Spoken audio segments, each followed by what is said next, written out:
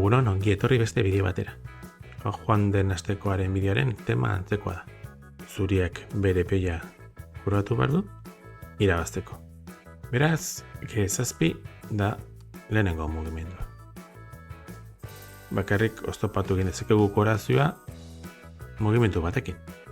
Gaztelua G2. Eta hori dator magia txiki bat.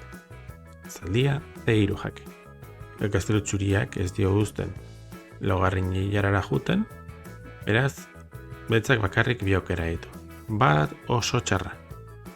Errege A5, gaztelua A4 mate delako. Beraz, beste aukera da, gaztelua C5. Eta orain irabazteko mugimendu bakarra, zaldia E4 da. Jake. Eta hemen bai, aukera bat baino gehiago dago.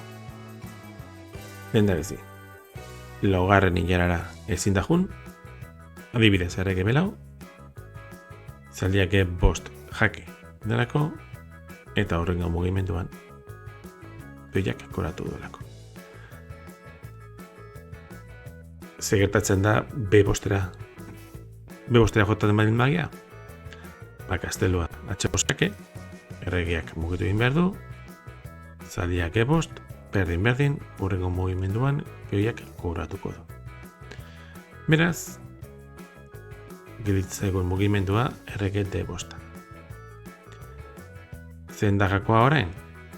Gaztelua H5 ezin dugu jolastu, zaldiak ez dagoelako babestuta. Eta hemen bai dator magia. Berdin, zaldia G5.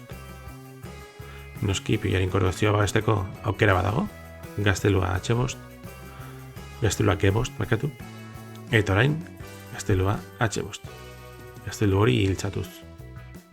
Gaztelua H5, G8, dama, jake. Eta hori oso garrantzitsua da, ze erregeak mugitu egin behar du. Eta berdin diot nola mugitzen den, pieza bat galduko du. Adibidez, C5-era mugitzen baldin bada, dama C8 jake, errege D5 jake adibidez, dama D7 jake, alfila D6, dama F7 jake eta gaztelua galduko du beltzak. Beste adibide bat, erregea E5, eta orain dobletea da, dama F7. Aldi berean alfila eta gaztelua mesetuz. Gazteluak ezin du alfila babestu, beraz, alfila galduta egongo da. Eta hau, irabazta da. Eskerrik asko hor egoteagatik eta horrengo bideo batera arte.